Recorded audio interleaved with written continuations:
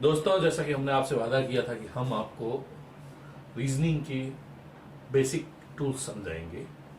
इसी घड़ी में हमारे दो वीडियो पहले भी आ चुके हैं। एक था घड़ी और मिरर का और दूसरा था आकृति गणना के अंदर त्रिभुज की गिनती। और आज हम लाए हैं एक वर्ग के अंदर त्रिभुज की गिनती कैसे करते हैं। आप सबका जो रिस्पॉन्स मिला वो बहुत ही बढ़िया था और उसी से प्रेरणा पाकर ही हम आगे बढ़ रहे हैं। और इसी के लिए इन प्रश्नों को हल करने का बहुत ही सरल सा तरीका मैं आपको बताने जा रहा हूं। अगर इस वीडियो को आप मन लगा के शुरू से लेके आखिर तक देखते हैं तो मैं गारंटी देता हूं कि इस तरह की आकृतियों के सवाल आप चुटकियों में हल कर लेंगे। इस प्रश्नों को बहुत ही आसानी से हल किया जा सकता है और इसीलिए मैं आपके लिए लाया हूं वर्ग में त्रिभुज के आकृतियों को गिनना। इन प्रश्नों को समझने से पहले ये जानना जरूरी है कि ये जो आपको आकृति दिखाई दे रही है ये एक वर्ग है। वर्ग के बारे में आप सभी जानते हैं। अब होता क्या है, वर्ग में ये ब्लू जो लाइन है ये एक विकर्ण है और जो पीली लाइन है वो भी एक विकर्ण है। और जब दो विकर्ण खींच दिए जाते हैं तो एक आकृति उभर के आती है और इसी से संबंधित सारे प्रश्न पूछे जाते हैं। ध्यान रखिए, इन प्रश्नों में वर्ग के साथ दो विकर्ण हमेशा दिए जाएंगे। जैसा कि ये जो कर्सर आपका घूम रहा है, ये जो कर्सर ये आपको बता रहा है, इस तरह की आकृति पूछी जाती है। अब इस आकृति में बहुत सारी लाइनें भी हो सकती है, बहुत तरह के प्रकार भी हो जाते हैं। अब हम आपको बताते हैं इन प्रश्नों में टाइप 1 प्रकार के प्रश्न कौन से होते हैं। ये देखिए, ऐसे प्रश्नों में केवल एक वर्ग दिया होगा, दो विकर्ण होंगे और बहुत सारी लाइनें हो सकती है। जैसे आप आकृति 1 देख सकते हैं, 2 देख सकते हैं, 3 देख सकते हैं। केवल एक वर्ग में किस प्रकार से हम काउंटिंग करते हैं ये आपको बताते हैं। आप अगर गौर से इसको देखें ना तो हम वैसे भी गिन के बता सकते हैं कि ये 4 हो गए, ये देखिए 5वां, ये 6ठा, ये 7वां और ये वाला जो है ये है 8वां। इस प्रकार से इस आकृति में हमेशा 8 त्रिभुज बनेंगे। लेकिन क्या हम हर बार यही प्रक्रिया अपनाएंगे? अगर इसमें और सारी लाइनें होंगी तब क्या करेंगे? नहीं। ऐसे में हल करने के लिए मैं आपको एक छोटा सा तरीका बताता हूं कि आप जो दिखाई दे रहे त्रिभुज हैं उनको नंबरिंग दे दीजिए, जैसे मैं दे रहा हूं। कुल कितने दिखाई दे रहे हैं हमको? 4। अब हमें करना क्या है? 4 की गुणा 2 से करनी है। हमारा यही फॉर्मूला है, जितने त्रिभुज दिखाई देते हैं उसकी गुणा हम किससे कर देंगे? 2 से, और हमारा उत्तर आ जाएगा 8।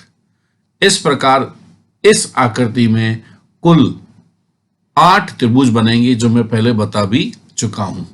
लेकिन परीक्षा में हम इस तरह से नहीं कर सकते, इसलिए हमें इन शॉर्ट ट्रिक्स का उपयोग करना पड़ता है। और जैसे जैसे आप अभ्यास करेंगे ये जो प्रश्न हैं आपकी बहुत ही आसानी से हल हो जाएंगे। दोबारा आप नंबरिंग दे दीजिए और उस नंबरिंग की क्या करेंगे? 2 से गुणा करेंगे जो आकृति है। लीजिए, एक और आकृति आपके सामने है। इस आकृति को कैसे हल करेंगे? हम वही नंबर देंगे 1 2 3 4 5 6 7 8। कितने हैं यहां पे? 8। तो हम क्या करेंगे? 8 की गुणा किससे करेंगे? स्वाभाविक है, 2 से करेंगे। हमारा रूल्स यही कहता है कि जितने वर्ग में त्रिभुज होंगे उनकी गुणा हम किससे कर लेंगे? 2 से कर लेंगे, तो हमें कुल त्रिभुजों की संख्या ज्ञात हो जाएगी। इस आकृति में अब 16 त्रिभुज बनेंगे। कैसे दोस्तों? कोई इसमें हार्ड तो नहीं है कुछ भी? इन प्रश्नों को बहुत ही आसानी से कर सकते हैं और इसमें जो कि आपको समझाना है, इसलिए मुझे इसको नंबरिंग और गुणा करके देना है। अन्यथा तो आप भी धीरे धीरे प्रैक्टिस करेंगे तो आपको समझने की जरूरत नहीं है या लिखने की जरूरत आएगी ही नहीं। अब देखिए 1 2 3 4, हम इसको नंबरिंग देते जा रहे हैं और इस प्रकार से आपको क्या करना है, नंबरिंग देना होता है। ये केवल और केवल एक वर्ग के प्रश्नों में ही ये विधि आपको उपयोग लेनी, जब हमें एक वर्ग दिया होगा और 2 विकर्ण दिए होंगे और उसके अलावा जो आकृति होगी तब हम कितने त्रिभुज बनेंगे, तो उसको गिनने के लिए अब आपको सीधा सरल सा तरीका है, जितने त्रिभुज दिखाई दे रहे हैं उनको गिन लीजिए और कुल में आपको क्या करना है, 16 आए हैं तो 16 की गुणा किससे करनी है, 2 से। तो अब हम देखिए 16 की गुणा 2 से आप कीजिए, आपको आपका उत्तर मिल जाएगा। 16 गुना 2 क्या हो जाएगा, 32।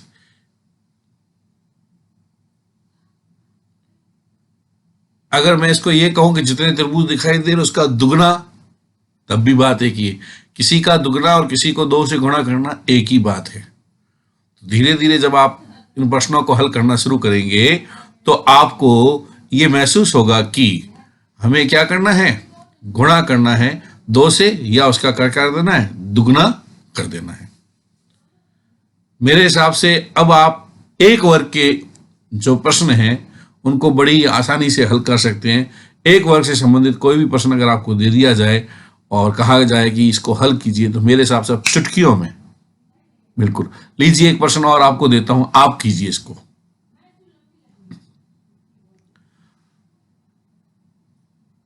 बिल्कुल आप कीजिए। चलो, आपने वैसे कर लिया होगा, फिर भी आपको समझाने के लिए एक बार पुनः इसको हम काउंटिंग करते हैं और काउंटिंग करेंगे तो इसमें कुल क्या होंगे, 6 त्रिभुज दिखाई दे रहे हैं। वही 6 इंटू क्या कर देंगे, 2। हमारा रूल्स फॉर्मूला भी यही है, 6 की गुणा किससे करनी है, 2 से, और आंसर क्या आ जाएगा, 12। या मैं कह दूं 6 का दुगना कितना हुआ, 12। दोनों ही एक ही बात है। और इस तरह से अगर सभी का उत्तर 12 आया है तो आप समझ जाइए कि आप ट्रेंड हो चुके हैं इस छोटे से वीडियो को देखने के साथ ही। लीजिए एक और प्रश्न आपको देता हूं जो आप हल करें। ये प्रश्न आपके सामने इस प्रकार से, इस आकृति में कुल कितने त्रिभुज दिखाई देंगे या कुल कितने त्रिभुज बनेंगे। अब आपको त्रिभुजों की गिनती करनी है। हमारा तरीका वही है, मैं इस तरीके से आपको हल करके बताऊंगा। उससे पहले तो मुझे लगता है आपने कर भी लिया होगा। ये हमने नंबरिंग देनी शुरू कर दी है, 3 4 5 और 6। कुल 6 है तो 6 की मल्टीप्लिकेशन किससे करेंगे, 2 से, और जब 2 से किया तो क्या आंसर आया, 12, अर्थात 12 हमारा उत्तर आ चुका है। ये एक वर्ग के लिए तरीका है और ये हमेशा आपको इसी तरह से ही करने हैं। एक वर्ग के सवालों को आपको इसी तरह से ही करना है। अब जब 2 या 2 से अधिक वर्ग आपस में मिले हों, जैसा आपको आकृति में दिखाई दे रहा है, तब हम क्या करेंगे, तब हमें क्या करना चाहिए। तो लीजिए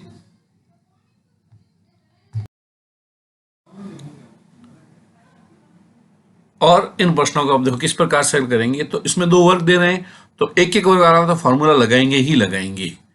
जैसे पहले वर्ग में कितने 4 दिखाई दे रहे हैं तो पहले वर्ग से कितने त्रिभुज बनेंगे, 4 गुणा 2 अर्थात 8। ठीक है, ये तो रूल्स हमें पता ही है, ये रूल्स तो फॉलो करना ही है। अब जैसे दूसरा वर्ग ले लीजिए, दूसरा वर्ग लेंगे तब भी ये नियम अपनाएंगे और क्या करेंगे, इस वर्ग में भी हम इसी तरह से काउंटिंग निकाल लेंगे। तो ये पहला वाला फार्मूला तो आपको हर जगह उपयोग करना ही करना है, उसे सिंगल मानते हुए। ठीक है ना, 4 गुणा 2 बराबर क्या हो जाएंगे, 8। अब जो हमें प्राप्त संख्या हुई है वो एक 8 और एक दूसरा 8, तो दोनों को जोड़ना है। क्या करना है, 8 प्लस 8। ज्यादातर लोग इसको इस तरह से करके और 16 लिख के आ जाएंगे, लेकिन नहीं, इसमें हमें थोड़ा सा ध्यान और देना है कि इसमें 2 त्रिभुज और दिखाई दे रहे हैं। देखिए गौर से कीजिए, जब भी दो वर्ग आपस में मिलते हैं तो ये दो त्रिभुज तो दिखाई देंगे ही देंगे। एक ये वाला और एक देखिए पीली लाइन जो है इससे लेके अगर हम चलें तो ये इस प्रकार से हमें दो त्रिभुज और दिखाई देते हैं। लेकिन क्या हम हर बार इस तरह से देखते रहेंगे? नहीं।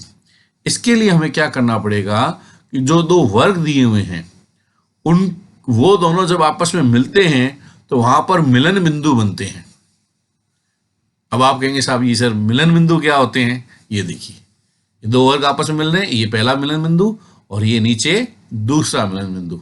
इस प्रकार से दो वर्ग जब आपस में मिलते हैं तो इसमें कितने मिलन बिंदु होते हैं? दो। तो आप इसमें दो और जोड़ दीजिए। एक वर्ग का संख्या निकालिए, दूसरे वर्ग की संख्या निकालिए और मिलन बिंदुओं की संख्या निकालिए। इन तीनों को आपस में जोड़ दीजिए। आपका जो उत्तर आएगा वो उत्तर हमारा सही होगा। क्लियर? तो हमारा उत्तर क्या हो जाएगा? 8 + 8 + 2 अर्थात 16 + 2 क्या हो जाएंगे? 18। तो इन प्रश्नों में हमें तरीका वही अपनाना है, पर सिर्फ इतना है कि हमें मिलन बिंदु जितने हैं वो प्लस करने हैं। अब जैसे ये तीसरा 3 आकृति का जो सवाल है इसको आप ध्यान से देखिए। पहली आकृति के वर्ग निकालेंगे, दूसरी के निकालेंगे और तीसरी के निकालेंगे। पहली का आकृति हम सभी पता है, जब इस तरह की आकृति होती है उसमें 8 बनते हैं। दूसरी सेम है तो इसलिए इसमें भी 8 बनेंगे। तीसरी भी सेम है इसलिए इसमें भी क्या बनेंगे? 8। अब हमें मिलन बिंदु देखने हैं कि इसमें मिलन बिंदु कितने हैं। तो देखिए एक मिलन बिंदु तो ये रहा, दूसरा ये रहा, क्योंकि दो मिलेंगे दो होंगे। अब 3 मिल रहे हैं तो एक और मिलन बिंदु यहां जाएगा और एक और मिलन बिंदु यहां हो जाएंगे। तो इस प्रकार से कुल 4 मिलन बिंदु होंगे। तो इन राशि के अंदर हम क्या करेंगे? 4 को भी जोड़ देंगे। अब इन सबको आपस में क्या कर देंगे? जोड़ देंगे। तो 8 8 और 8 16, 16 और 8 24 और 24 और 4 क्या हो जाएंगे? 28। तो हमारा उत्तर क्या आ जाएगा? 28 और 28।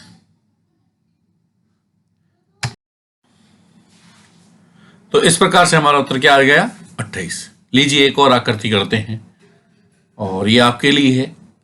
दो वर्ग दिए हुए हैं, पहले वर्ग की संख्या निकालिए, दूसरे वर्ग की संख्या निकालिए और उन दोनों को जोड़ते हुए उसमें मिलन बिंदु कितने हैं वो मिलन बिंदु इसमें जोड़ दीजिए, आपको उत्तर मिल जाएगा। देखिए पहला में हम कर रहे हैं 1 2 3 और 4। इस आकृति को हम बार बार करें तब क्या होता है? 8 ही आते हैं। 4 × 2 कर देंगे, हमारा उत्तर क्या मिलेगा? 2। तो पहले वर्ग से हमें कितने मिले? 8। पहले वर्ग से हमें कितने मिले? 8। अब देखिए दूसरे वर्ग से हम क्या कर रहे हैं? काउंटिंग करेंगे 1 2 3 4 5 और 6। तो 6 की गुणा किससे करेंगे? 2 से। कितने प्राप्त होंगे हमें? दोनों को गुणा करेंगे क्या आ जाएगा? 12। क्या आएगा? 12। यदि आपका यहां तक आया है तो मेरा मानना है आपने बहुत कुछ सीख लिया है। तो इसका अर्थ सिंगल तो आप आराम से कर ही सकते हैं। अब इसमें मिलन बिंदु कितने हैं? तो साहब कितने मिलन बिंदु हैं? सामने दिखाई दे रहा है, एक ये मिलन बिंदु और दूसरा नीचे। 2 हैं तो +2 कर देंगे। क्या कर देंगे? +2 कर देंगे। और इन तीनों को हम क्या कर देंगे? आपस में जोड़ देंगे। तो 8 और 12 20, 20 और 2 22। 22 हमारा क्या हो जाएगा? उत्तर हो जाएगा।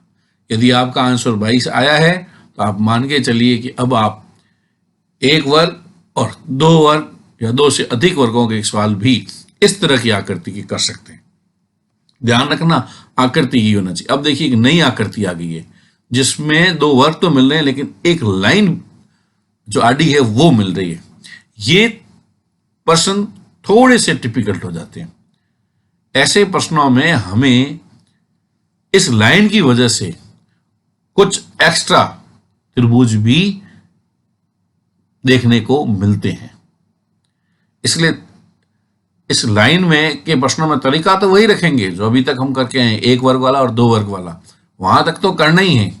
लेकिन इसके साथ साथ इसमें जो ये लाइन दिखाई दे रही है, इस लाइन की वजह से कुछ एक्स्ट्रा जो त्रिभुज बनेंगे उन त्रिभुजों को हमें गिनना पड़ेगा। आप गौर से कीजिए, ये जो मैं पर्सन आपको दिखा रहा हूं, यहां पर आपको इस लाइन की वजह से, ये जो लाइन है ये ध्यान रखना, एक ऐसी लाइन अगर आती है इन प्रश्नों में, जो दूसरी आकृतियां थी उनमें तो वैसा ही काम करना है, लेकिन अगर ये आड़ी लाइन खींची हुई है दो वर्गों के अंदर, तब थोड़ा सा प्रश्न बढ़ जाता है। और ये जो आपको मैं दिखाने जा रहा हूं, ये जो त्रिभुज है ये एक एक्स्ट्रा हो जाएगा और नीचे एक और एक्स्ट्रा हो जाएगा इस आकृति में। अब मान लो लाइनें बहुत ज्यादा हैं, तो यहीं पे आप गौर करना, इसी जगह पे कुछ एक्स्ट्रा क्या बन जाएंगे, त्रिभुज बन जाएंगे। उनकी गिनती भी हमें जो हमारा उत्तर है उसमें जोड़नी होती है। इन प्रश्नों को भी हल करने का तरीका वही है, पहले सिंगल का निकालिए, फिर दूसरे वर्ग का निकालिए, फिर उसमें मिलन बिंदु की संख्या जोड़ दीजिए। चूंकि इसमें एक आड़ी लाइन दी हुई है, तो यहां हम देखेंगे कि और एक्स्ट्रा कितने त्रिभुज बन रहे हैं। जितने एक्स्ट्रा त्रिभुज इस पॉइंट पे प्लस पे बनेंगे वो हम उसके अंदर और जोड़ देंगे और हमारा उत्तर आसानी से हल हो जाएगा, केवल इन प्रश्नों में ध्यान रखना। और ये बहुत इंपॉर्टेंट है, जब भी आड़ी लाइन होगी और दो वर्ग होंगे तो जो आपस में जहां मिलते हैं वहां क्रॉस का निशान बनता है, तो उस क्रॉस की जगह पर कुछ अलग भी त्रिभुज बनते हैं। लीजिए हम इस प्रश्न को हल करते हैं। तो पहला तरीका तो हमारा वो का वही है, सिंगल वाला। तो सिंगल में चूंकि यहाँ पे 6 है, तो 6 का दुगुना जो अगर हम करेंगे तो 12 होता है। 6 की गुणा क्या से कर लेंगे, 2 से, तो उत्तर हमारा आएगा 12। इसी तरह से हम दूसरे का करेंगे। अब जब हम दूसरे का करेंगे तो आप गौर करना, उसके भी आप काउंटिंग कर लीजिए और क्या उत्तर आता है दिखाइए मुझे। लीजिए काउंटिंग करते हैं, 1 2 3 4 5 और 6, कितने हो जाएंगे टोटल, इसमें भी 12। 6 की गुणा किससे करनी है, 2 से, तो कितने हो जाएंगे 12।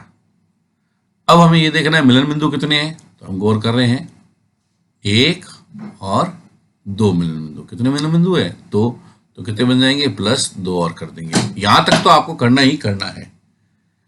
अब आपको गौर करना है, चूंकि जब भी दो वर्ग आपस में मिलते हैं और उसमें अगर आड़ी लिखा दी हुई है और क्रॉस का चिन्ह बनता है उस जगह पे, तब कुछ त्रिभुज और बनते हैं। इस आकृति में आप गौर कीजिए, एक तो ये नीचे वाला त्रिभुज बन गया और एक ऊपर वाला बन गया। इस प्रकार से 2 त्रिभुज और बने। तो अब जितनी जो संख्या प्राप्त हुई इसमें 2 और जोड़ देंगे। अगर इस स्थान पर 2 की जगह 3 बनेंगे तो 3 जोड़ेंगे, बनेंगे इसी तरह से जैसा अभी को बताया हुआ है। तो प्लस क्या कर देंगे आप, इसमें 2 और कर देंगे। पहले हमारे पास कितने राशि आई, 24 और 2 28। देखिए 12 12 24, 24 और 2 26, और 26 और 2 वो थे, तो वो हमें और जोड़ने हैं। तो हमारी राशि जो आंसर जो आएगा वो क्या आएगा, 28 आएगा। क्या आएगा, 28।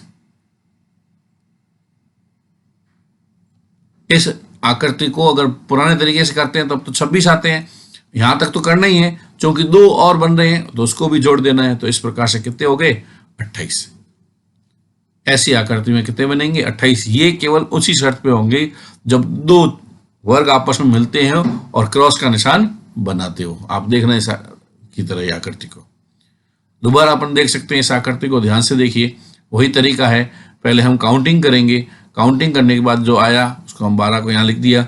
दूसरे की भी काउंटिंग करेंगे, वहां की त्रिभुज कितने बने वो भी लिख दिए। फिर मिलन बिंदु जो है हमारे, उनको पकड़ेंगे, वो कितने हैं उसकी संख्या भी लिख दी। और उसके बाद चूंकि यहाँ क्रॉस का निशान बन रहा है तो यहाँ पर 2 त्रिभुज और बनेंगे। कभी कभी किसी आकृति में 2 से ज्यादा भी बन सकते हैं, ये डिपेंड करता है कितनी रेखाएं दी हुई हैं उसके ऊपर। लेकिन यहाँ अभी कितने बन रहे हैं, 2 और एक्स्ट्रा बन रहे हैं। इस किस वजह से, इस लाइन की वजह से।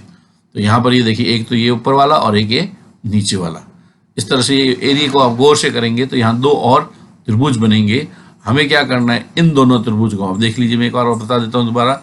एक त्रिभुज ये क्रॉस की वजह से, ठीक है ना, और एक त्रिभुज ये, दो त्रिभुज बने अभी, तो हम इनमें इसमें अब कितने जोड़ देंगे, और दो, क्योंकि दो त्रिभुज और बन रहे हैं। तो इस प्रकार से 12 प्लस 12 प्लस 2 प्लस 2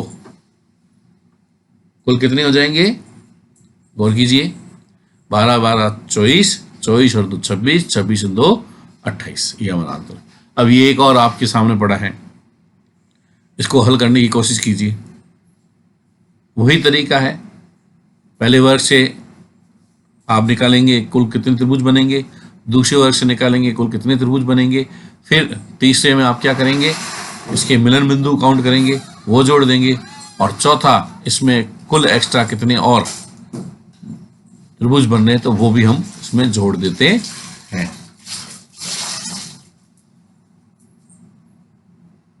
पहले से 16 बने, अब देखिए दूसरे से भी वो की वही आकृति है, फिर भी आपके लिए कर देता हूं, 1 2 3 4 5 6 7 8, वही कितने बनेंगे, 8 की गुणा हम 2 से करेंगे तो क्या आएगा उत्तर 16।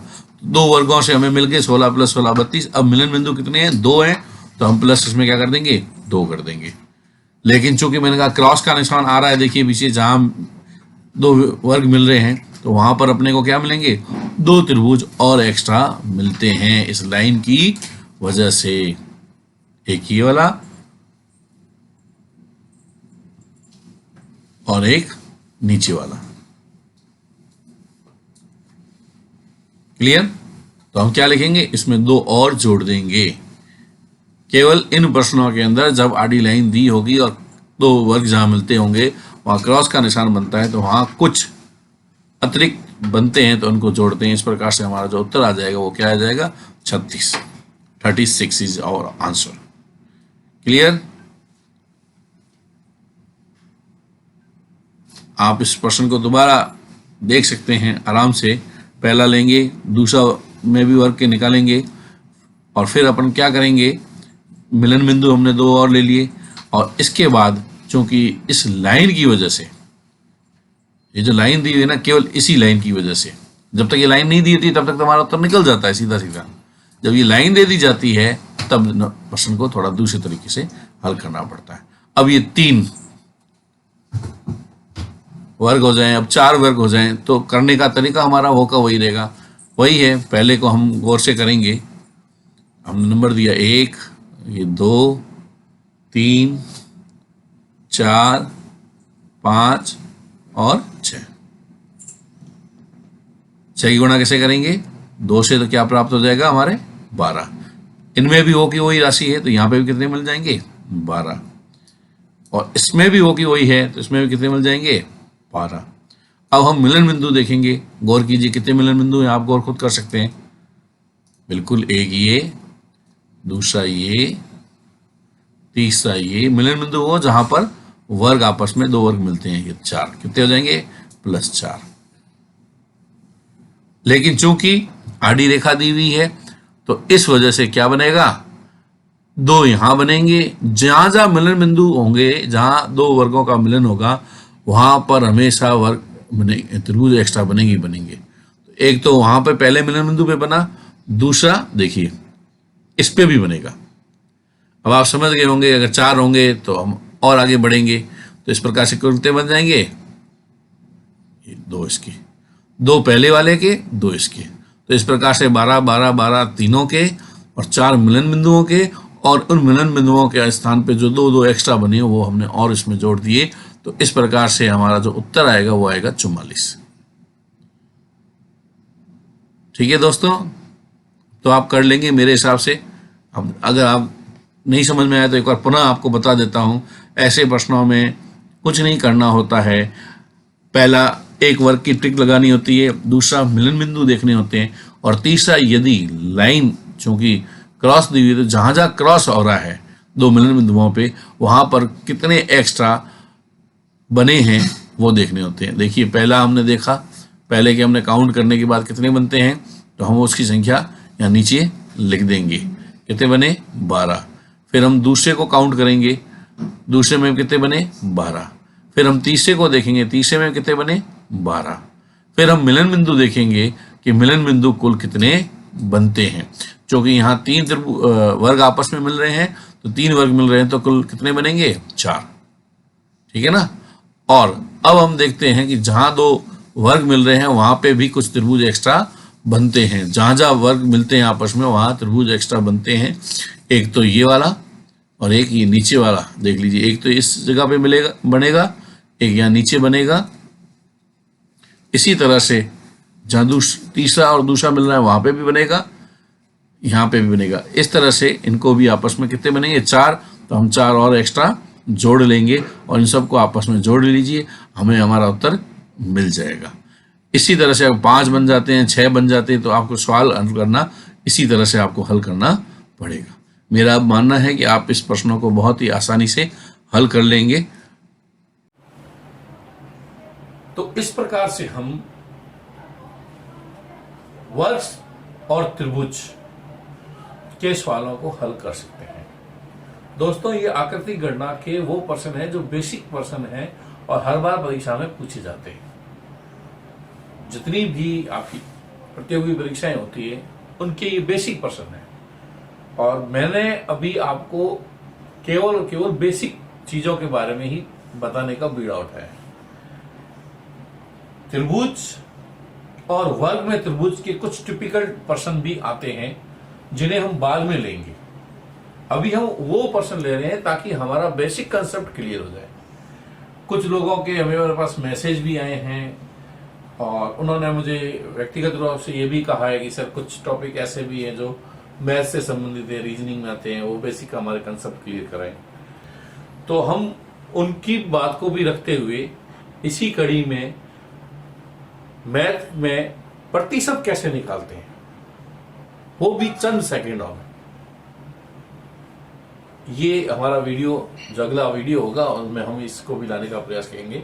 और हमारे जो पुराने जो वीडियो यदि आपने नहीं देखे हैं तो उसके लिंक मेरे डिस्क्रिप्शन बॉक्स में है, आप वहां जाके देख सकते हैं। और इसी तरह से आप अपना प्यार देते रहें मुझे, तो हम आप मिलकर रीजनिंग की बेसिक को इस तरह से कंठस्थ कर लेंगे कि जब प्रतियोगी परीक्षा शुरू होगी तब आपको बहुत ही आसानी होगी। यदि आपको हमारा ये वीडियो पसंद है तो इसे लाइक कीजिए, शेयर कीजिए और हमारे चैनल को सब्सक्राइब कीजिए। दोस्तों, अभी आप देख रहे थे आपका अपना YouTube चैनल जैसलमेर दर्शन। जय हिंद, जय भारत।